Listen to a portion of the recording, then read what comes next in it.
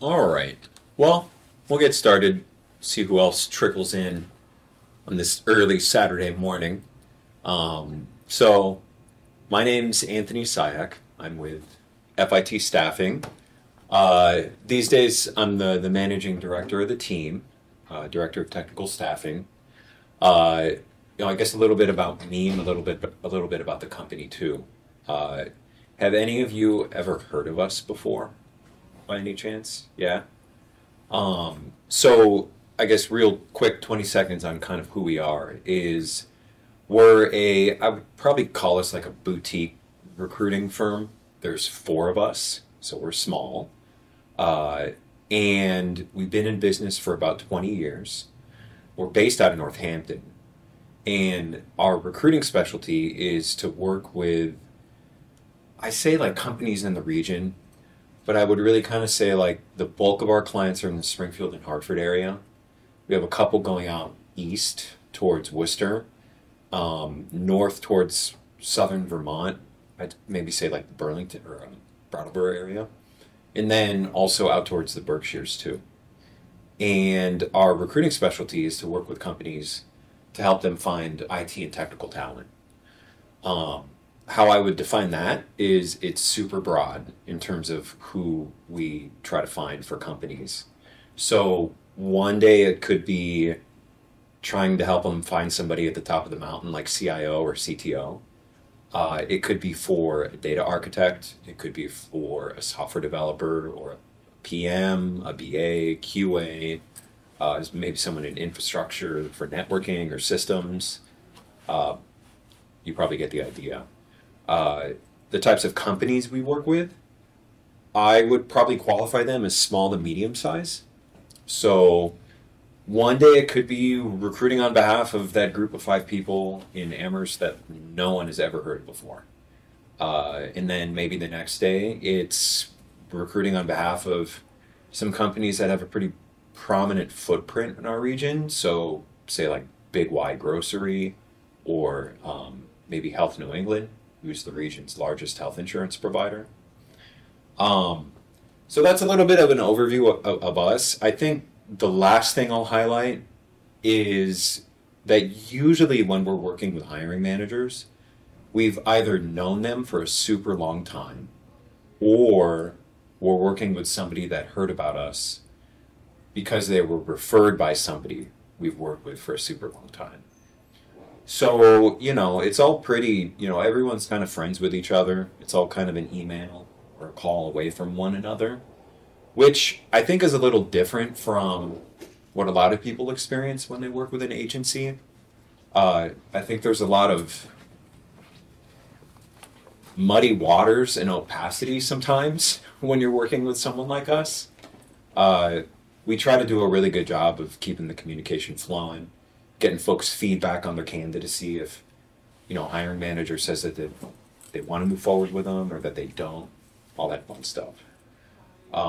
So, in terms of the agenda for today, I think some of the stuff is applicable to kind of a ubiquitous job search for anybody. Some of it might be more appropriate for a junior candidate, meaning some of the stuff I might show you today, you'll be like, well, duh, that's a no-brainer. But I figured it's worth sharing anyways because you never know who's in the audience, right? Um, so, why work with an agency? What should it feel like for you if you find yourself finding, that you feel like you're working with a good one? Um, I think for us, it's really, we kind of think of us as like partners or advocates for the candidates that we're representing. Uh, like I tell people that like, you're the boxer in the ring and we're kind of the coach on the sideline, putting you through this process. Uh, Hopefully it doesn't feel like a boxing match though. So why work with an agency? Why work with us? I kind of shared a little bit about that already. Merit of working in different types of companies, small, medium, and large. A little bit of information on salary and other things to consider that sort of orbit around the sun that is salary, because it's not just all about the money. Some resources on where to find some good salary numbers, trying to find out exactly what you're worth on the market. I think particularly if you're local, we're a good resource to help you understand what you're worth in this regional market. Because we're so close to some major metros like Boston and New York that have some pretty serious premiums when it comes to cost of living, and as a result, salary. I think some folks, especially if they're not from out here, sort of are not aware or might forget that the pay locally here, it's not Boston or New York City rates. I'll have a story about that actually from yesterday, talking to a candidate who moved out here from Cambridge, from Boston. So some job search tips and tricks. I think what you're going to hear from me on that is networking, networking, and networking. That's how I got this job 6 years ago when I moved down here from Seattle. So some resume tips and tricks, and then some also interview tips and tricks, and then maybe a couple do's and don'ts in there mixed in too. So why work with an agency? Some folks don't know that we have relationships with a ton of companies. I mean, if I kind of opened up the Rolodex of who we work with, I'd probably say it's right around 50 companies and probably over 250 like client contacts, hiring managers. Usually we have relationships with folks. Even if we haven't filled a role for their team, we've usually crossed paths with them before about the idea of helping. So this also means that we have the inside scoop, ideally, on when we're working with a company. So, what do I mean by that? We usually understand the type of person that company is looking for, culture-wise. We usually understand, what they value in an employee and try to really hone in on finding folks who align with that. Practically, we also usually have a good understanding of exactly what they're looking for when it comes to skills, and then why they're looking for those skills. Meaning, hey, hiring manager, okay, you need a business analyst. Why? What's the project? What's the business need? Tell me about that. Why work with an agency? We usually know the market, and that's not just around salary. That's around a whole bunch of other things too. In terms of working with a good agency, I think what's important is feeling like they're with you every step of the way. I think that sometimes candidates, they'll have initial chats with agencies to talk about an opportunity, and feel good vibes are gone, and then everyone hangs up the phone and the recruiter says, hey, I'll call you in a week and keep you updated, and then you never hear from that person again. And I think that's a big problem. Job searches can be stressful. Nerve endings are kind of exposed. Feelings are kind of, sensitive. Making sure that someone feels like they're in a true partnership with the recruiter, I think is important. So where I'm going with that is, if you work with FIT, we work with folks on resume prep. We work with you on how to present yourself in an interview to a hiring manager, interview prep. We're even there if you want us to work on your behalf when it comes to salary negotiation. We know that some folks feel like that can sometimes be an uncomfortable conversation. So we're happy to kind of go to bat for you and work on your behalf when it comes to that. One thing I want to make sure that I highlight is if you ever have an agency call you and they say, pay me to help find you a job, you should just like throw your phone and then run in any direction, because that's a scam. So just to clarify, it's our clients that pay us to help find you. Last thing here is there's options when it comes to working with an agency. So when we partner with a client, we typically do it in one of three ways. It's either contract to permanent, or permanent. So I'll unpack each one of these super briefly. I'll start with the easiest one. Permanent positions. So the story there is super simple. Company calls us, they say, hey, we need blah, blah, blah. We have a permanent seat. This is the reason why it's open. Help us find somebody. So we go out, help them find the talent, present the talent to them, usher along things with interviews, all that fun stuff. But if they select somebody, that person's their payroll employee day one. Contract to permanent, I call that the dating before marrying arrangement. A lot of the companies that we work with like to do 6-month contract to permanent arrangements. Basically, what that means is for the first 6 months, if you're selected for the position, you're a W-2 employee of ours, of FIT, so your paycheck comes from us. But after 6 months, maybe even 9 months, if things get a little extended, you convert to being a payroll benefited employee of the company that you've been helping out. And then last one is contract, and that's usually around kind of a finite time horizon.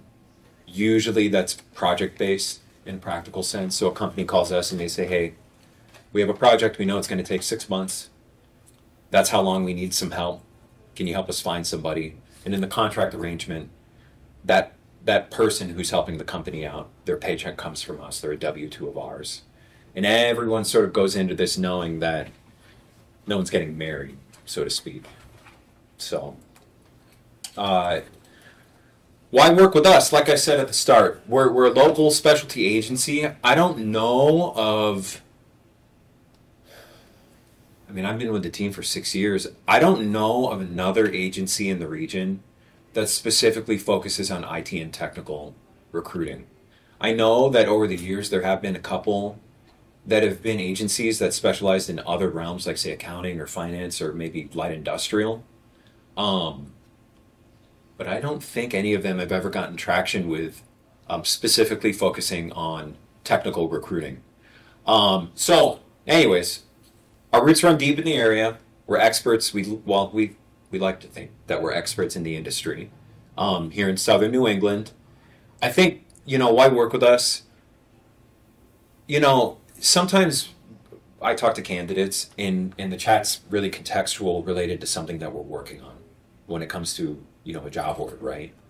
But I think that sometimes some people forget, and I'm starting to go down the networking path, is that what can go a long way, and it's super easy to do, is to just have a chat with us, to get each other on one another's radar. In my office, there's a whiteboard right above where my computer sits. And every time I get off a call with a candidate that I feel like I'd be kind of proud to go to bat for, I'll kind of stand up and take my dry erase marker and write their name down, and then their job title and kind of where they're at, like their salary. So, networking is what I'm saying. You never know when our paths might cross again. On to some new stuff here, some different stuff. So, the merit of working with different types of companies. I've worked for large and small. Right now I'm at super small. Like I said, there's 4 of us. So, I'll start with large companies. So, who are the large companies in the region? MassMutual, Cigna, CVS, Aetna, those type of firms. Typically, they are kind of swimming in more cash, so the salaries are usually higher. Typically, they have pretty compelling benefits. One downside, depending on how an individual would feel about this, is that there's pretty specific roles and duties. So usually what we find when we're talking to a candidate that comes from a large firm, say like MassMutual, is that when they start describing what they do there, it's pretty much like a copy and paste of what's on their resume. Or like whatever the job description is for what I'd expect, a QA lead at MassMutual to do. They're sort of siloed. Everyone stays in their lanes.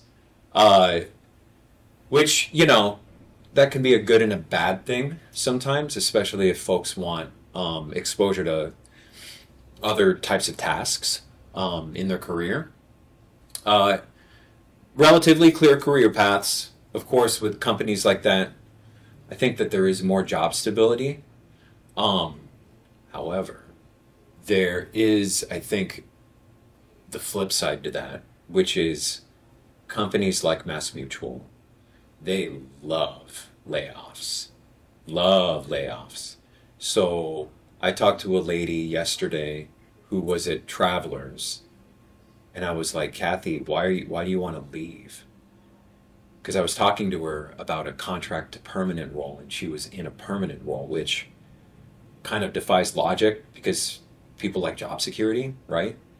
I was like, Kathy, why are you looking to leave? She's like, well, I've been laid off 3 times, and my project just got axed. So I'm sort of reading the writing that's on the wall, right? So, point of my story there is be wary of the RIF, the reduction in force at large firms. Um, so, last thing here is structured training and professional development programs. They're usually very, very strong at that, bigger firms. So that's certainly an upside. Smaller companies and startups. So this is kind of the bulk of my career. This is kind of where I come from. I worked at tech startups back in Seattle. And one perk for sure, especially if the startup is earlier in their growth stages and funding stages, is attractive compensation packages. So usually it's not just, hey, here's your salary. I was usually incentivized with bonuses in the form of either money or stock options. Whether those stock options end up being worth anything in the future, perhaps, but it's nice to have some chips on the table, so to speak. Usually in smaller companies, you do wear more hats. You kind of help where it's needed, whenever the opportunity calls for it. I've worked with a lot of people in other startups that really just, they get this chance to explore curiosity.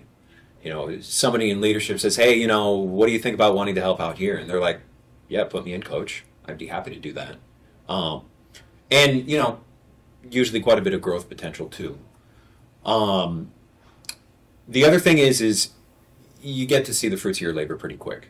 You're usually pretty close to the work, which can kind of be satisfying, right? You don't feel like you're a widget in the machine, not really being able to see the fruits of your labor. And then smaller companies, maybe a bit more fun, maybe a bit more casual. Maybe you do get that, Friday at 4 o'clock beer and ping pong session with employees type of thing. All right. I'll pause real quick. Does anybody have any questions about what I've gone through so far? Or should we save all that for the end? Well, it's solid. Save it for the end. Save it for the end? Sounds good. Then we'll keep going. All right, so salary tips. What are you worth on the market? I'm going to take a sneak peek at the next one here. Yeah. So what are you worth on the market? A conversation with us, I would recommend. So my story that I alluded to a couple minutes ago is right now I'm recruiting on behalf of a client for a senior, I don't know what I would call it, senior software implementation analyst. So they're a SaaS company, and their client is like state level EPA agencies. So they have this shiny bespoke software that helps these departments go from their antique legacy systems over to this client's new suite of software. And I was talking with someone who moved out here because Cambridge was too expensive. They worked for a startup in Cambridge. They got laid off. They moved out here because they wanted to buy a house. And she says, I said, well, what are you looking for pay? And she's like, blah, blah, blah. And I'm like, news for you, that is way too much for Western Mass. And it was about 30% premium versus what the upper end of what the client said that they were willing to pay for the position. So that's certainly a thing. But point of my story is a conversation with us. We have our ear to the ground pretty closely when it comes to that. Other resources, aside from us, because there are a lot of them out there, is we do have a salary guide that we'd be happy to send you. It's sort of broken up into 6 different groups when it comes to like job groups. And then under each job group, there's, depending on the group, maybe somewhere between 6 to 10 roles that are broken up into like a low, medium, and high salary, sort of depending on experience, so salary range. Be happy to share that with you if you email me and ask for it. Salary.com, Glassdoor, Payscale, Indeed, and LinkedIn. Of these 5, I would probably say that Glassdoor might be the most useful resource. And the reason why I say that is resources like Salary.com and Payscale, the information that you find on there, all those websites really do is they just scrape data from other places on the web and then put it into some cool fancy table on their website and say, you know, here's the bell curve for what the high to low is on, you know, a business analyst position in Boston, right? The reason why I'm kind of highlighting Glassdoor is because that's crowdsourced. So Glassdoor allows former employees to go on to company profile pages and leave reviews about their employment experience there. Interviewees can leave reviews about their interview experience there. They can even leave these breadcrumbs about what questions that they were asked by folks that interviewed them at that company. So anyways, back to salaries. Glassdoor, former employees, they can sort of go on there to punch in exactly what their pay was in a particular position at a company, which, I mean, I think is useful, pretty practical. So moving on is other things to consider other than pay. So salaries can vary by industry. So you'll see at the top here, manufacturing, higher ed, nonprofit. We typically find that their pay for IT and tech talent is lower. And the short of the long is that those type of organizations, they understand that IT and technical teams are not the revenue generating cores of their business. You know, I guess it sort of seems brash to say, but some of them often look at IT as an expense. Sometimes we see IT teams, it's kind of weird. They roll out and report to the CFO. It's like, okay, well, that person has no clue about IT and tech, but they do hold the purse strings. And the reason why is because IT doesn't generate revenue. That can be risky for organizations like this, especially when it comes to hacking. So back in 2018, we were working with a company. They were manufacturing out in Westfield, and we were conducting a search for them. And I went to their website, and it was down. And then I emailed the CTO, and I never heard back. So I called him, and I was like, hey, what's going on? And he was like, oh, we got hacked. A Russian hacker group, like they wanted 30 million in Bitcoin, and they kind of had a choice to make, which was to either negotiate with terrorists and pay and see where that went, or just burn everything down and start over again. And they burnt it all down. Company was down for about 3 weeks. They couldn't, like, all the applications got hacked for all the manufacturing equipment. Like, everything had to be replaced. I mean, they lost millions. So the moral of the story I'm trying to tell there is that puts those companies in a sticky situation, especially when it comes to, say, like, security. I think the culture around the idea of this is changing a little bit, because they're starting to see that, okay, like, yeah, IT is not just an expense. We need to make sure that we protect those assets because they're mission critical to the company. On the flip side, companies like financial services or software development companies, pay is typically higher. Why? Well, because the products that they produce pretty much solely depend on the talent that they have for technical folks. Other things to consider, like I sort of said earlier, salaries do vary by location. So Boston, I don't know, I'd say probably 20 to 30% higher. New York City, I'd say probably 30 to 40% higher, depending on the position. That story that I shared a couple minutes ago about the person that had moved out here from Cambridge to buy a house, the ceiling on that position was 120K, and she was seeking 135. So there was a little bit of a delta there. I had to talk her off a cliff to say, hey, you know, if you want to really take this into consideration seriously, we got to come down. And she was willing to do that. So overall, when it comes to other things to consider, other than just the money, is take a look at the benefits. What's the benefits package like? How much PTO? What's the healthcare coverage? The other perks? I think company culture is a really big one. And then also, if somebody values this, what's the growth opportunity? So one of the stories is it's not just about money. Job search tips. I'll start off with a shameless plug. So bookmark our website, fitstaffingsolutions.com. There's a button there that says job board or search jobs. That's probably the page that you want to bookmark, and then, you know, maybe every week take a peek, see what we're working on, and if something interests you, just shoot us an email or give us a call. Social media. I think this sort of goes back to the networking idea. I would certainly say follow us on social, on LinkedIn rather, because we do post like featured job alerts and stuff about what we're working on. But I think in the grander scheme of things, LinkedIn is sort of good for the networking. Sometimes there's folks that are on there that you might be friends with on LinkedIn that say, hey, I have another friend who's looking for somebody. Maybe that's something you'd be interested in hearing more about.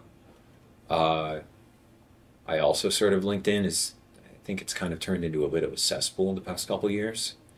It's a little too, you know, like TikTok, Facebook, whatever. There's a lot of trash on there, but I still think it's I still think there's some gold nuggets on LinkedIn that are worth panning for, so to speak. Job boards. So of these three, in the past 5 years, Indeed has crushed everyone. Indeed is by far the #1 job board to go to when it comes to trying to find something. I don't know if anybody's heard about Dice, but that's specifically for IT and technical job postings. And a lot of people don't know that LinkedIn actually has a job board too. It's not just the social feed. So maybe take a peek at that. I do have one pro tip, and I think this only relates to Indeed. I can't remember if LinkedIn has this feature, but it might be worth checking out, which is to set job alerts on job boards. So what do I mean by that? I'll try to describe it. Let's say you go onto Indeed and then you type in a job title and then a geography, right? And then that shows you a list of jobs. You can sort them by date, you can sort by relevance, whatever. On the far right column, next to kind of the job description, if you click a job, there's a box in there that says set job alerts. And you'll put in your email address, and then like every morning when you wake up, you'll get an automated alert about any new jobs that have a title similar to that. So that's kind of like pro tip 1A. Pro tip 1B that relates to this is there are so many different permutations of job titles for a specific type of job. So if you're a software developer and you do what I just did, which is search software developers and then set up an email alert for that, do the exact same thing for the exact same geography except use different job titles. So, software engineer, programmer. I mean, you could Google probably 15 different ways that, you know, a software developer job title could be titled, right? So, last one here is network. It's not always what you know. It really comes down to who you know. So I guess, you know, a super brief story about me. Like I had mentioned, my dad's from East Hampton. He's from out here. He moved to Seattle in the 70s, found love out there, and then I was born out there. We'd come out here every summer for to visit family, and then it just so happens that my girlfriend's from out here, so she lives in Seattle for 3 years, and then we come out here 6 years ago, and here we are, right? So the point of my story is when I moved out here, it was just sight unseen when it came to jobs. I said, hey, you know, I'll just wing it, see how this goes. And for the first 3 or 4 months, it was pretty tough, just kind of doing some odd jobs off Craigslist, you know, pay the bills, whatever. And I got this gig for a day through an agency that was for these events that Google does called Grow with Google. So it was in Mass Mutual Center in Springfield. And I was like, hey, whatever, you know, it's one day, go get paid, hang out, let's check it out. So I went, and I mean, really, I was getting paid to do nothing, essentially. But that afforded me the opportunity to go talk to some people that had some booths set up kind of in the hallway. So I talked to a lady named Tina, and she was with Mass Hire Hamden County, I think. They're kind of a quasi-municipal job placement agency. And she was like, you know, you should go talk to Jackie at FIT. And I was like, never heard of her. Sure, I'll check it out. And 3 weeks later, I was working for Jackie. So, you know, I guess how I would kind of put that in a practical sense for you and in terms of what's applicable to your life is I think it's really important to be curious and have no idea where exactly something might go. There's one resource, and I think it was better before COVID, but there is one resource called meetup.com.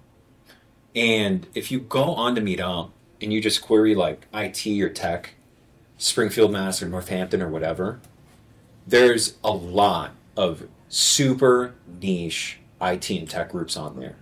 And a lot of them are like, they're small, they're close-knit.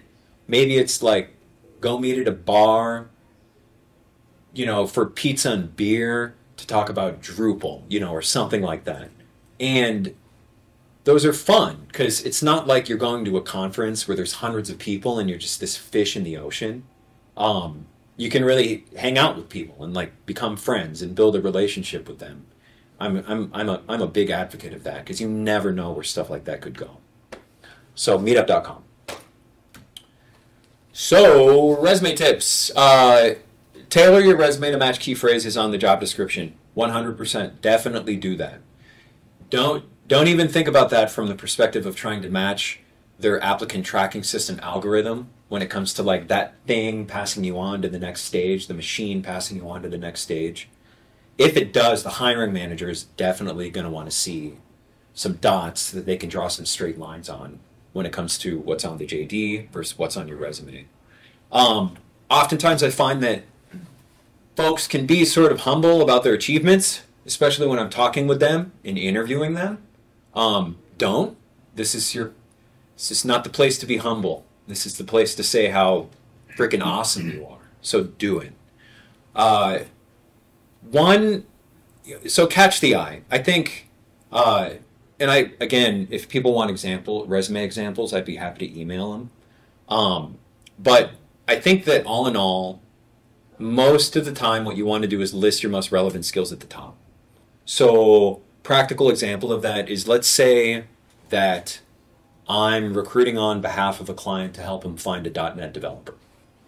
And I run across a candidate, and I'm looking at their resume, I have a chat with them, and I'm like, hey, are you open to feedback? on, your resume, how to catch the hiring manager's eye if we submit your candidacy? And they're like, yeah, sure. And I'm like, okay, well, you're a .NET developer. Then let's put your skills list on top. .NET, SQL, C Sharp, so on and so forth, Java maybe too, so on and so forth. So in the first 20 seconds, someone can see that, boom, there's your skill set. I think that's important. Grammar, punctuation, and spelling, for sure. I'll kind of jump down to the bottom. Definitely phone your favorite English teacher or a friend or whoever that can sort of serve as a second set of eyes to prove things. And then kind of back to this one, choose your words wisely. Strong action words, build, achieve, demonstrated, etc. Another thing, and this might seem obvious, but we see it all the time, is don't repeat bullet points. So sometimes I'll look at a resume and someone's like, I worked here from 2013 to 2015, and then there's a bullet point that has, a description of what they did. And then you go back a couple other jobs, and the exact same bullet point is right there. Don't do that. So interview tips, the definite do's. This is stuff that actually right after this, I have a candidate who I'm prepping for an interview on Monday, and some of this stuff I'm going to be telling him. So the definite do's, prepare answers for typical questions. Going back to my Glassdoor thing I said a couple minutes ago, Glassdoor is your friend for this. That's a good resource for you to maybe see exactly what other people who have interviewed there have been asked for their interviews. Do your research about the company. Pull them up on LinkedIn. You can go to their company LinkedIn profile that lists who works there. You can go find the hiring manager's profile of who you might be interviewing with next week. There's been so many times where I pass along the LinkedIn profile of a hiring manager that a candidate's going to be meeting with the following week. And then the candidate looks at the hiring manager's work history, and then this serendipitous moment of, oh, hey, I worked with them, or, whatever. There's, especially here in Western Mass, everything is 6 degrees. It happens all the time. So do your research about the person you're going to talk with. Do your research about the company. Bring a couple copies of your resume. Dress the part but know your audience. I think what I mean by that is if you know what the attire might be at that place as a workplace, then just go kind of 1+ that. That's probably good. Certainly bring something to write on and write with. Definitely want to be on time, and by on time I mean 10 minutes early. Body language, that matters too. It's sort of an extension of this is virtual interviews. Before COVID, virtual interviews, they weren't really a thing. Almost everything was on site. And then the pandemic hit, and then everything went to virtual. And these days, it seems that where the happy medium is for a lot of hiring managers is a combo of both. So the first step will either be a video interview, 30 minutes, and then the next, or maybe even a phone screen. And then the next step is an on-site visit to come meet the team. So the point of my story here is sometimes I talk to people in virtual interviews and they look like they're in witness protection. So make sure that your lighting is good. Make sure that your audio is good. If it's on a platform that you've never used before, then test it out before you join, especially with Zoom. There's usually a lot of problems with Zoom trying to join a meeting. So another thing, and this is kind of the cherry on top, is always send a thank you note within a day after your interview.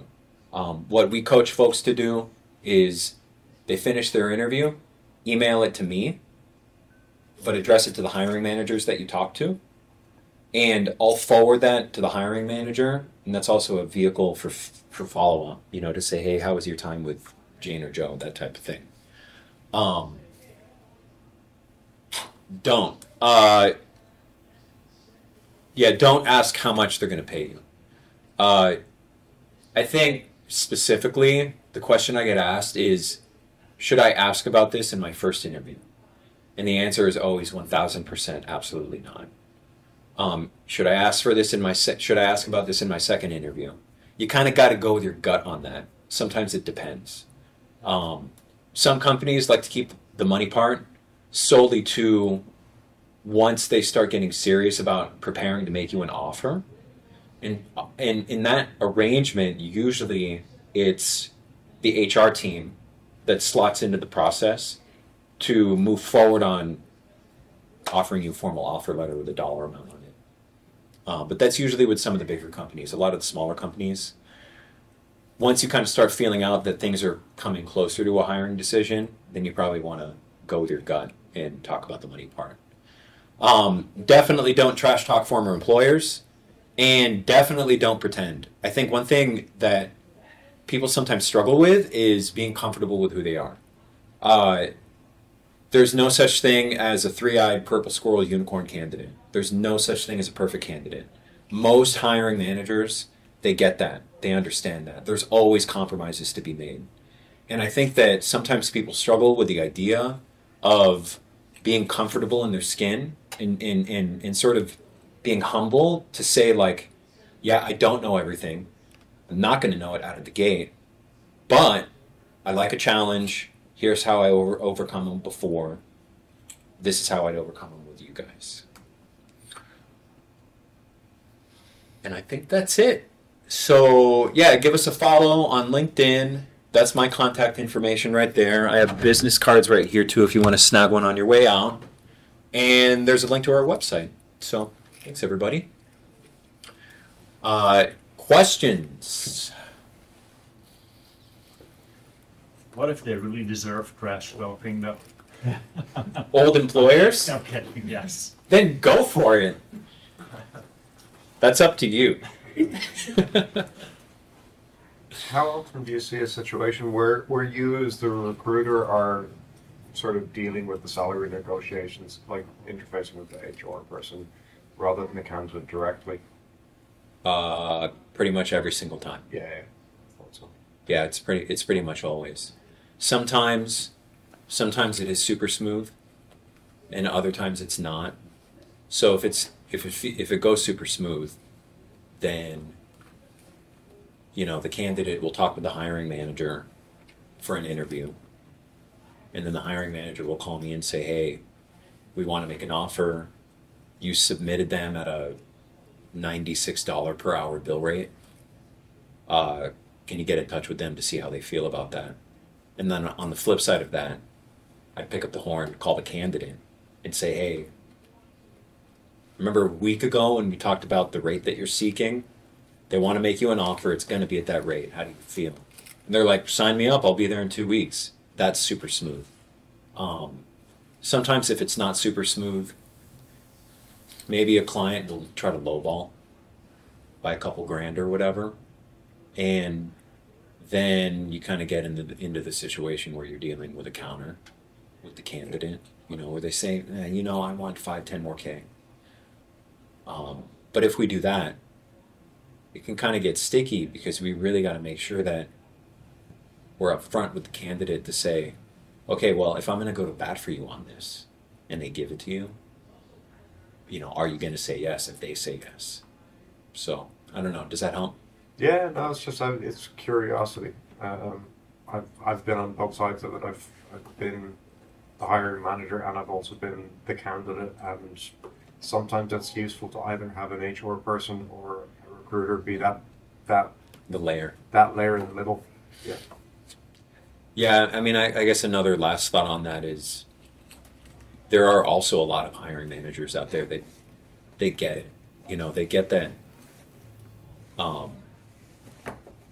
There's a momentum factor there too, right? Meaning, if out of the gate they can make their first offer be one that they know the person would be excited about, then you're kind of talking about the snowball effect there, right? You don't want to hit any bumps in the road out of the gate. You're really just kind of going with throwing the snowball down the hill and saying, I know they're going to be happy with that, and I know they're going to take it. So let's just keep that momentum going. That type of thing.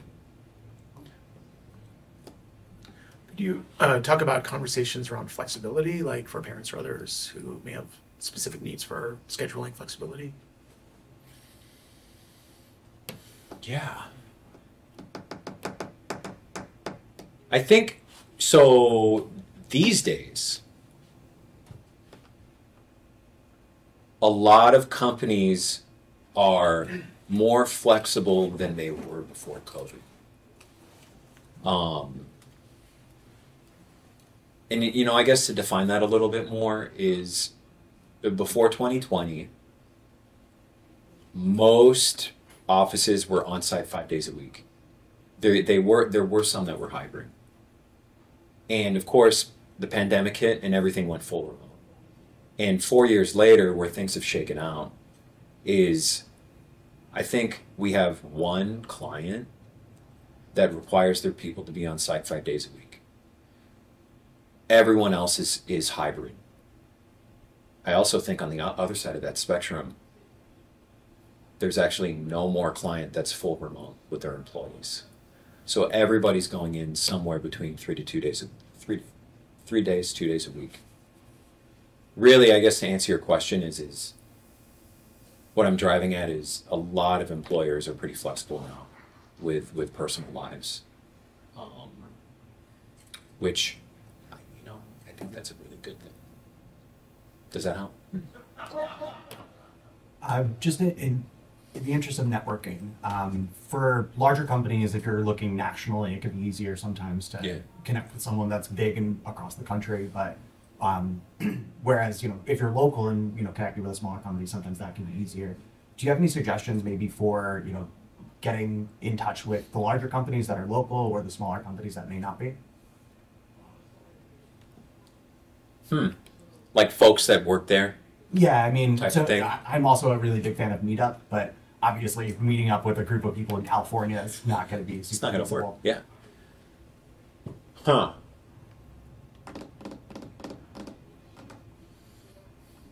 Make a point to go to a local meetup and travel. Or conferences, you know. That's, Yeah, that I could guess- work.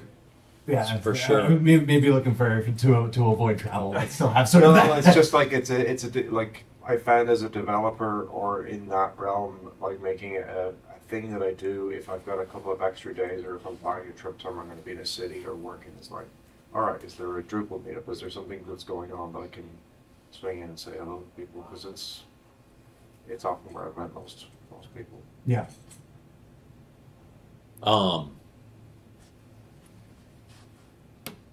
I don't think, I mean, this needs to be done with a particular type of grace, but if it were me, I also would not be averse to going onto LinkedIn and trying to find somebody that looks like they might be in leadership within a group, you know, that I'd be interested in connecting with, and doing like the good old fashioned, you know, hey Bob, like my name's Anthony, and you know, I'm looking for maybe just advice or like some mentoring on my career. You know, are you open to the idea of a quick half-hour coffee chat, you know, just to pick your brain? And, you know, I think that that's not throwing the dart right at the bullseye on the board, right? Like that's not, hey, can you help me find a job? But that's sort of like soft networking, right? So, yeah. I also think Discord communities, if you're in a certain, you know, interested in certain technology, and Yeah, we it's can another solve one. more visible there. Yeah. Yeah, I would add that there either Slack or Discord, or I've seen mostly on Slack, sort of tech community teams, you know, so just, you know, whatever locations you want to get. Cool. Anybody else? All set? All right. Well, thanks for dropping by, everybody. Hope you have a great rest of the Nerd Summit. Thank Yeah, you. thank you. Thank you.